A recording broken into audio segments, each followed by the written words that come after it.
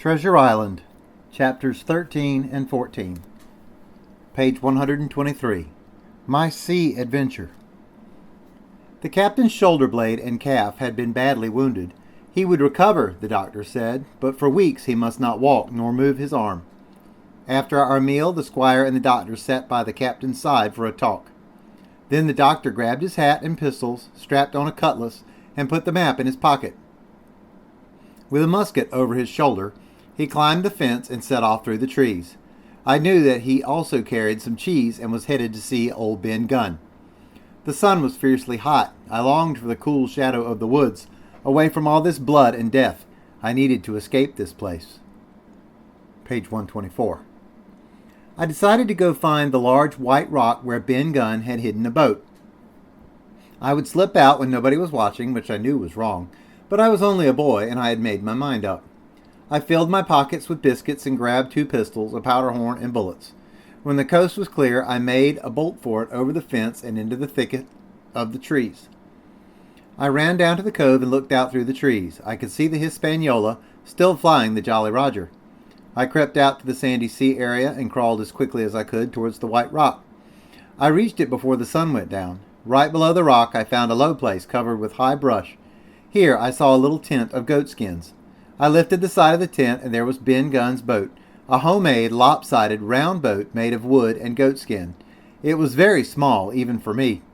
Until then, I have never seen a coracle, this type of round boat made by primitive people. But I can say that Ben Gunn's boat was the worst coracle ever made by man. Yet this strange little boat gave me my next wild idea. I would slip out at night, cut the Hispaniola loose from her anchor, and let her drift ashore. Page 125. Jim finds the coracle. Page 126. Down I sat to wait for the darkness and eat some biscuits. When night came, I waded into the water with my coracle and set myself to sea. The coracle was impossible to steer. No matter how I tried, I could not get her to go straight. Turning round and round was what she did best. Even when I paddled, she turned in every direction but the one I aimed for. Luckily, the tide pulled me toward the Hispaniola. I came alongside of her anchor rope and laid hold.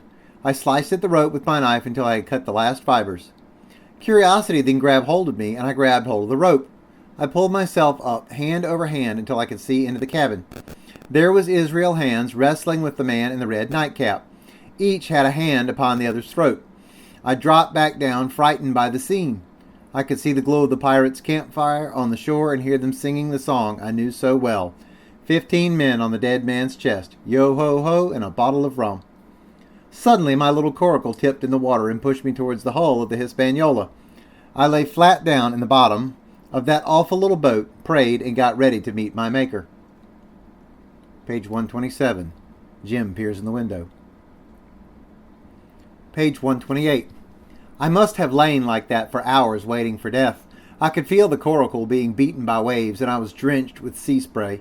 Sleep fell upon me, and I dreamed of home. I woke to find that I had drifted out of the cove. My throat was dry. All around me was salty water that I could not drink. The sun beat down on me, and my brain ached. The spray of seawater caked my lips with salt. I bailed water with my sea cap and dreaded drifting out to the open sea.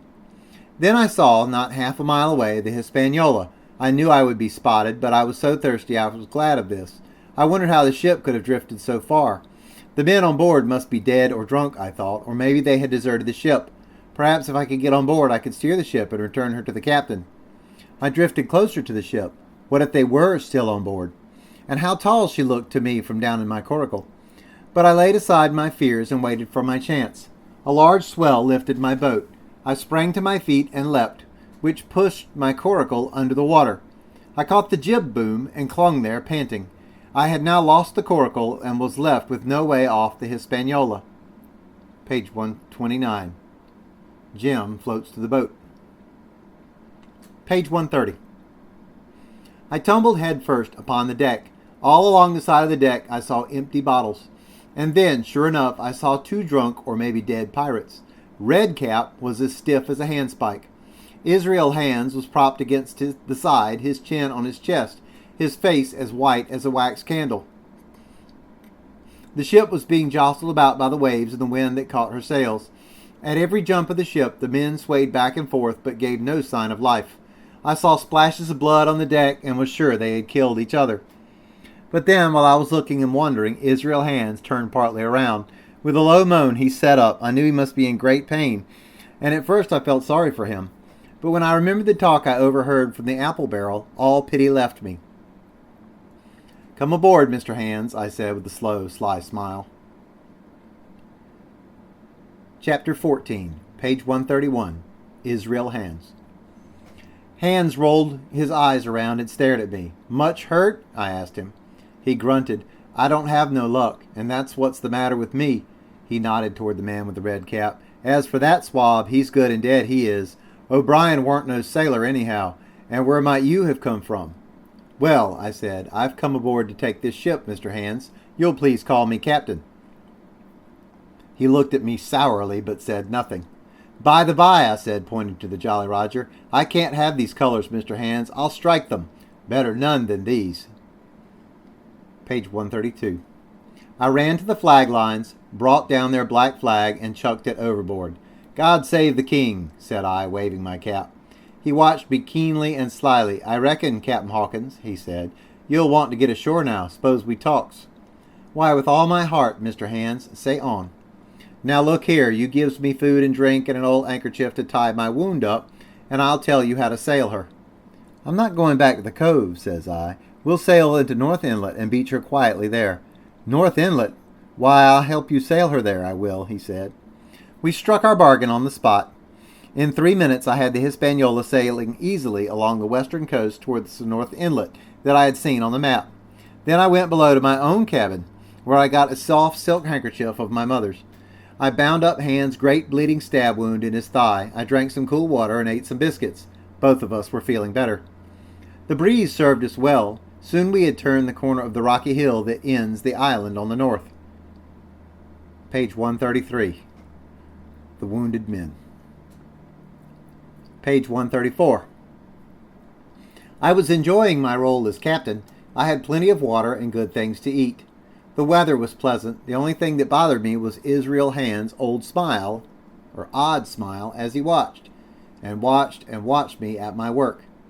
We reached the North Inlet, but of course had no anchor to let down. In order to beach the ship, we would have to wait for the tide to go out. 135. We both sat in silence over a meal. Then Hands said with his same strange smile, "This here's an unlucky ship, this Hispaniola, Jim. I've never seen such dirty luck, not I. There was this here O'Brien now. He's dead, ain't he? Do you take it as a dead man is dead for good, or do he come alive again?" "You can kill the body, Mr. Hands, but not the spirit," I replied. "O'Brien there is in another world, and may be watching us." "Ah," says he, "well, I do know one thing, I do. Dead men don't bite. That's my view. Amen, so be it. Now, Jim, I'll take it kind if you'd step down into that there cabin and get me a bottle of wine." I knew he just wanted me to leave the deck. He wouldn't look me in the eye. "All right, Mr. Hands," I answered, "but I'll have to dig for it." I scuttled down the stairs and tried to make a lot of noise. Then I slipped off my shoes, ran quietly along the next ladder, and popped my head out of the opening beyond him. He was on his hands and knees. I watched as he pulled himself across the deck and picked a bloody dirk, a 10-inch knife, out of a coil of rope. He hid it in his jacket and crawled back to his old place. So Israel Hands could move about, and he was now armed with a dirk. I quietly crept back, slipped into my shoes, and grabbed a bottle of wine. I came up the ladder and found Hands just as I had left him. "Here's luck," he said, taking a swig of wine. "The tide's out. Now, you just take my orders, Captain Hawkins, and we'll sail slap in and be done with it." I was a good sub-captain, and Hands was an excellent pilot. "Starboard a little, so steady," he commanded. "Starboard, larboard a little. Steady, steady." We went about and dodged in near the shore. "Now, my hearty luff." I pulled hard, and the Hispaniola swung around rapidly and went straight for the sandy shore. With all the excitement, I forgot to watch Hands, and when I looked around, he was already halfway towards me with the dirk in his right hand. We both cried out when our eyes met. Mine was the shrill cry of terror.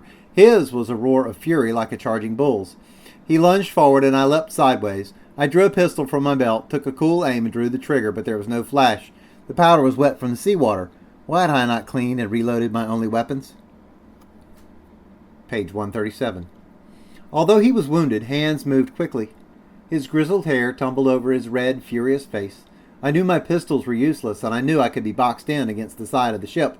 If that happened, 9 or 10 inches of the blood-stained dirt would be my last experience on this side of life. I placed my palms against the main mast and waited, every nerve upon the stretch. Page 138. Hans also paused. He moved to the right. I moved to the left. Right, left, back again. It was like two boys at play dodging around the rocks back at home at Black Hill Cove. But, you may be sure, no boy's heart ever beat so wildly. I saw no hope of any escape. Suddenly, the Hispaniola struck the beach. The ship shook and leaned over on her side. Water splashed onto the deck. We were tossed in an instant and rolled, almost together, down the deck. The dead redcap tumbled stiffly after us. My head hit Israel Hand's foot with a crack that made my teeth rattle. I got to my feet, but Hans was tangled with the dead body. I could not run on the tilted deck, and Hans was coming at me with his dirk. Quick as I thought, I sprang into the mizzen shrouds, climbed up hand over hand, and did not draw a breath till I was seated on the cross trees. The dirk had struck the mast not half a foot below me, and there stood Israel Hands with his mouth open and his face looking up at mine. Now that I had a moment to myself, I loaded my pistols, but Hans had also hauled himself into the shrouds. With the dirk in his teeth, he began slowly and painfully to climb. Page 139. Israel Hands climbs to Jim. Page 140. With a pistol in either hand, I addressed him. "One more step, Mr. Hands," said I, "and I'll shoot. Dead men don't bite, you know." He stopped instantly. I could see by his face he was trying to think, and this was a slow process for him. His expression made me laugh aloud. He took the dirk from his mouth and said, "Jim, I don't have no luck, not I, but I reckon I'll have to strike. That comes hard, you see, for a master sailor to kill a good boy like you, Jim." I was smiling, listening to him and feeling cocky, when in a flash back went his right hand over his shoulder. Something sang like an arrow through the air, and I felt a blow and a sharp pang. There I was, pinned by the shoulder to the mast. In the hard pain and surprise of the moment, both my pistols went off, and both dropped out of my hands. They did not fall alone. With a choked cry, Israel Hands let go of the shrouds and plunged headfirst into the water. From my perch on the leaning cross trees, I could see him lying on the clean, bright sand as fish swam over and around him. I felt sick, faint, and terrified. Hot blood was running over my back and chest. The dirk, page 141, Jim shoots Israel Hands. Page 142. Pinned my shoulder to the mast, burned like a hot iron. I clung with both hands till my nails ached and shut my eyes until I could regain my senses. The thought of pulling the dirk from my shoulder made me shudder. Oddly enough, the knife only held me by a mere pinch of skin, and the shudder tore the skin loose. I ripped my shirt away from the knife and climbed down the shrouds to the deck.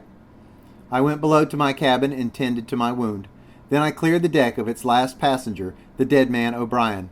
With one good heave, I tumbled him overboard. I could see him and Israel lying side by side under the water, and the quick fishes steering to and fro over them. End of chapter 14.